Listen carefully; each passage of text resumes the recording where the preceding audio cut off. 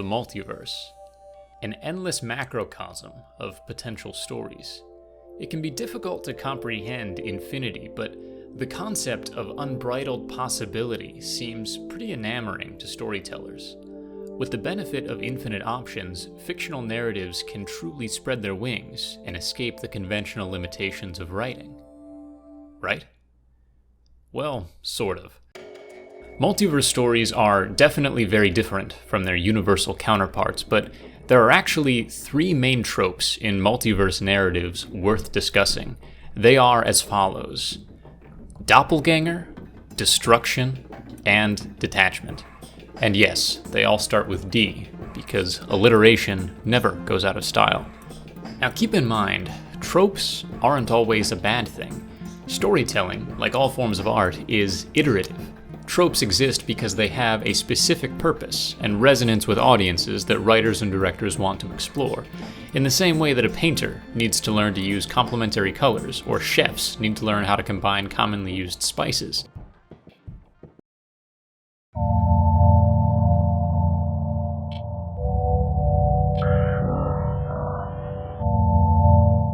Multiverse narratives are definitely not the first exploration into the concept of doppelgangers.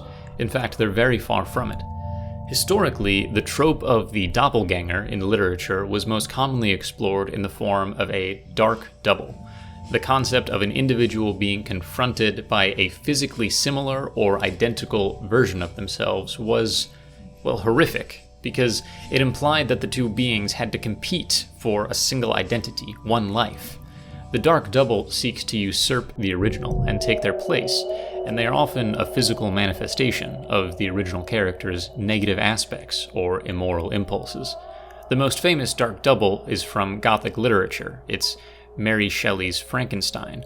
Despite the fact that the Doctor and the creature are not genetically identical in the tale, their actions and behaviors are mirrored.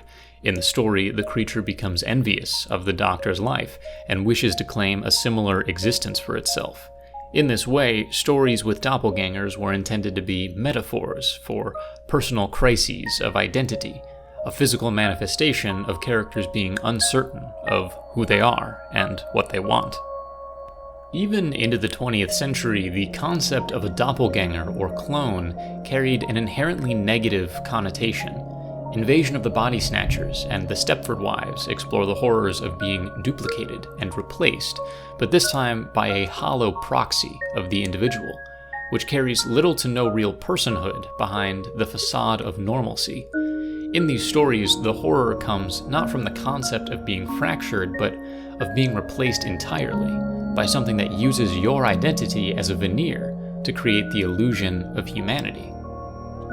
But of course, there are examples in science fiction of doppelgangers that are not malicious in nature, such as those created by time travel, wherein both instances of the character are clearly meant to naturally exist in their own respective points in time, but they can only meet via a disruption of that natural order, which means there's always some level of implicit tension or danger in an individual confronting themselves in this way, because they may create a paradox or otherwise permanently damage the natural flow of events. Doppelgangers in multiverse stories are unique, however, in the fact that they don't really carry any of these narrative tensions described. Two versions of the same character meeting isn't particularly dangerous in the context of a multiverse. It's typically assumed that the different versions of the character have a complete and indelible right to their own respective existences, and interacting doesn't jeopardize either of those existences necessarily. And while it is true that multiverse doppelgangers can behave antagonistically towards one another, the difference is that they don't have to. If this behavior arises, it is as a result of differing motives or beliefs, just as it would be with two completely unrelated characters.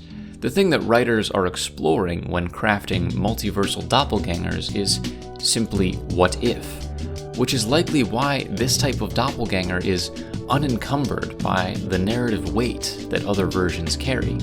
Multiverse stories are exercises in describing existence as shaped by circumstance and choice, and it frames individuality as nothing more than the culmination of those two factors. Another interesting thing about the multiverse doppelganger trope is that it can extend well beyond the scope of just one character. Writers may choose to ask what if in the context of the larger world itself, and then use that information to reverse engineer existing characters and fit them into this new world.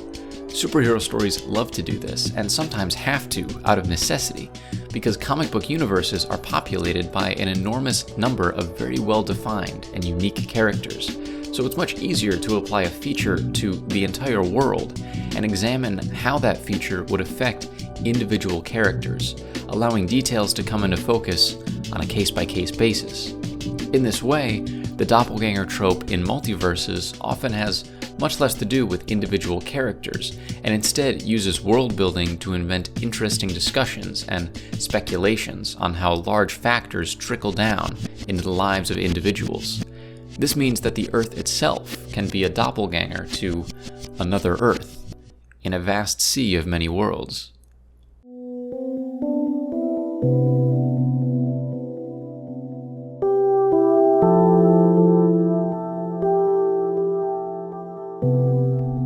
The next trope is to do with stakes. This kind of stake.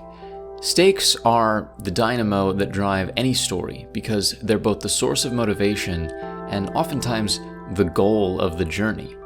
Most writers would tell you that there are three types of stakes: personal, internal, and external, though the terminology has some variance. Personal stakes are defined by a character's values and motivations. They explain why a character does something, and they're often established as backstory or can even just be inferred through behavior. For instance, Marge Simpson takes care of her family because she loves them. She's a nurturing soul, a responsible parent, and the most intelligent role model in the household. These things don't need to be expressly stated in the show, but they're very crucial to making her actions feel authentic and consistent. Personal stakes index what is true to a certain character. That's why you'd never see Marge slacking off or going out to the bar every other night. Those decisions are incompatible with her personal stakes, her values. Personal stakes motivate small or very obvious decisions, like a character getting to work on time or a doctor saving a life. They are passive motivations. There are also internal stakes. These are not passive, they're brought on by situational conflict, but importantly, they still come from inside of a character. For instance, in Spider-Man 2, Peter Parker desperately wants to be with Mary Jane Watson. He thinks about her constantly. He's crushed when he discovers that she's engaged. These are internal stakes. They're hugely important to the character, important enough to motivate their actions and change their outlook on life, but they're objectively less important to the larger world. Love interests, personal goals and aspirations, or even something as simple as seeking shelter from the cold are defined as internal stakes.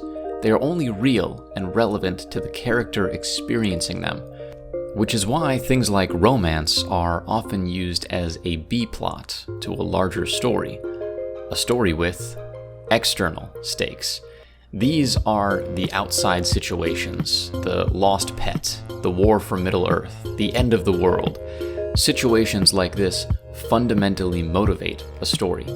External stakes are the oldest in storytelling because without them, stories simply don't work at even the most basic level.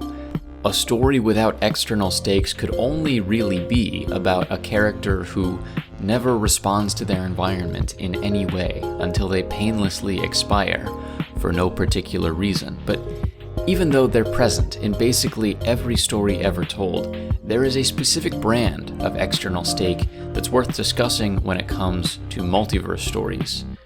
And those are pervasive external stakes, and that's a new term.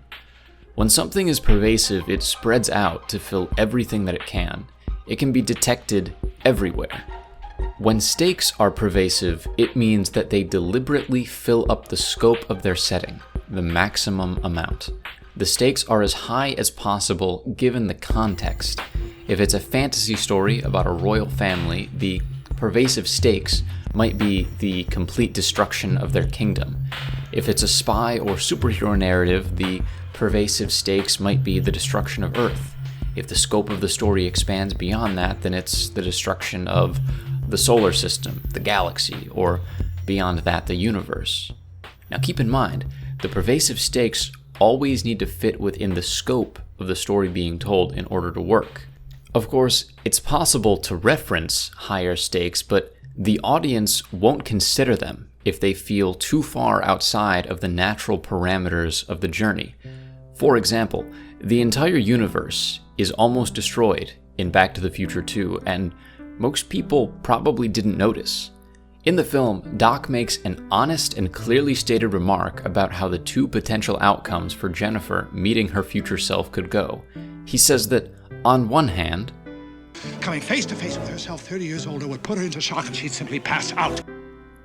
But on the other hand, or two, the encounter could create a time paradox, the results of which could cause a chain reaction that would unravel the very fabric of the space-time continuum and destroy the entire universe. Granted, that's a worst-case scenario. The destruction might in fact be very localized, limited to merely our own galaxy. The second option that Doc offered there represent stakes higher than anything else seen in the trilogy. He delivers the line completely seriously and seems to be genuinely concerned by the possibility that the universe itself could end. But a scenario like this simply does not fit into the narrative scale of the Back to the Future films, and a few sentences aren't really enough to transition audiences to a broader scope like that. So the possibility never feels fully real to the viewer. And most folks probably weren't anticipating this to be the end of the series. Anyways, the thing about multiverses is that, well, they're pretty much the biggest thing conceivable. So when a story involves moving between them, the scope of that story essentially becomes infinitely huge. And this is where the destruction trope finally comes into play. The destruction of the multiverse is the ultimate unequivocal end of all things everywhere. And writers can't help but reach for that, to leverage this to create stories with the highest external stakes possible. So very often, the thing that is being fought over or protected in multiverse stories is quite literally existence itself. Now, the interesting thing about this scale of potential destruction is that, well, it really doesn't feel all that interesting in the moment. That's the tricky thing about external stakes. They are so basic, so essential to storytelling that they lack a lot of substance. A story that only uses external stakes for progression will quickly devolve into a repetitive inflation of scope. Superhero stories especially begin to stagnate when writers forget to focus on the personal and internal stakes of the characters. External stakes are like the bread of the sandwich. They're inarguably essential, but they're also the most expected ingredient. It's likely that the destruction of the multiverse trope is typically used because pervasive stakes are kind of the default for things like superhero stories. But the best writers will pay more careful attention to the internal and personal stakes of their characters because those are the more interesting ingredients in the proverbial story sandwich. They add the most flavor.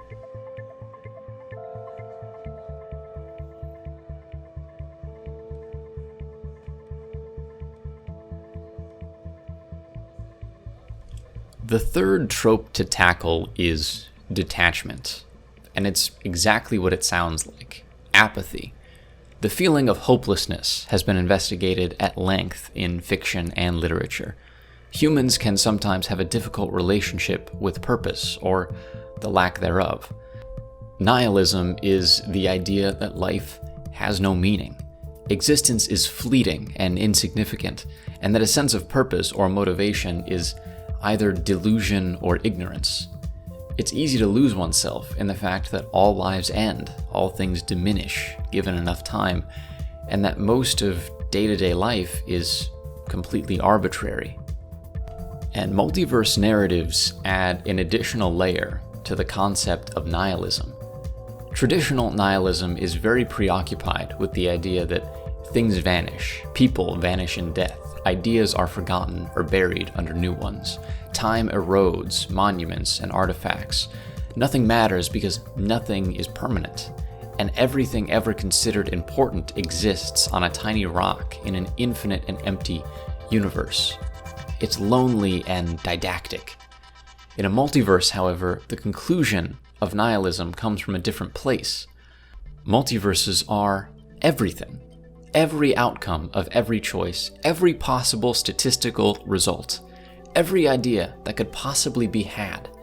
It's not uncommon for characters in multiverse stories to become nihilistic or cynical or otherwise apathetic towards existence, but it's not because life is fleeting and always fades necessarily, but instead because life is so active and persistent that existence feels cheapened dramatically.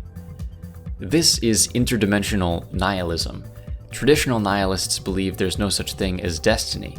Interdimensional nihilists are positive that destiny exists to the extent that the destiny of everything is to see one of the infinite permutations of events to fruition.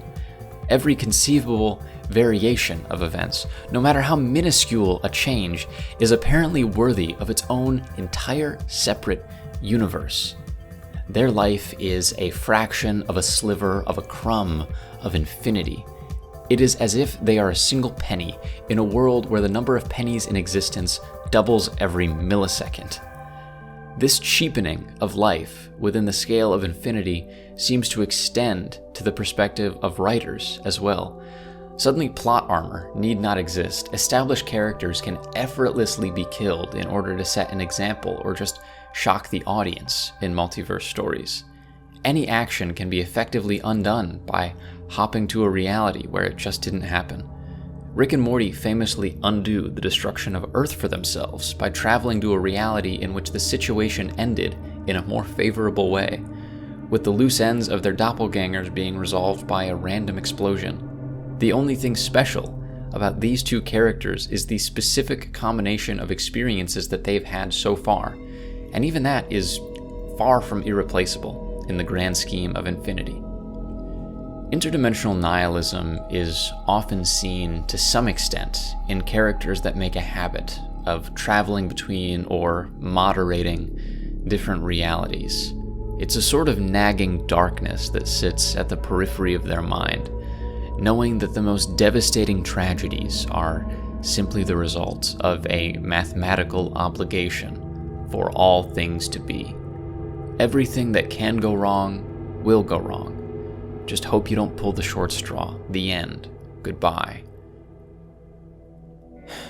But multiverse stories are also fun. No, they're actually incredibly fun. Cathartic, even. 6 versions of Spider-Man didn't meet up and fight the Kingpin to explore the depths of human despair. They did it because it was cool and uplifting. People want to see the Terminator meet RoboCop or Rambo to fight the Joker. It's enjoyable. Having Superman meet Spider-Man is the storytelling equivalent of mixing cake and ice cream. It feels indulgent and irresponsible and exciting in the simplest of ways. But it's important to remember that joy can be detachment too. The multiverse is imagination incarnate. It's the perfect vehicle of escapism. In multiverse stories, everything's out there, anything is possible. Characters are free to cut loose and run wild on eternity's hamster wheel, detaching from normalcy to enter the ultimate unknown. So perhaps it's best to think about literary tropes like an anchor, because whether it's in the cold sea of hyper-awareness or the turbulent winds of endless surprise, you're just as likely to drift away. Thank you for watching, and stay tuned.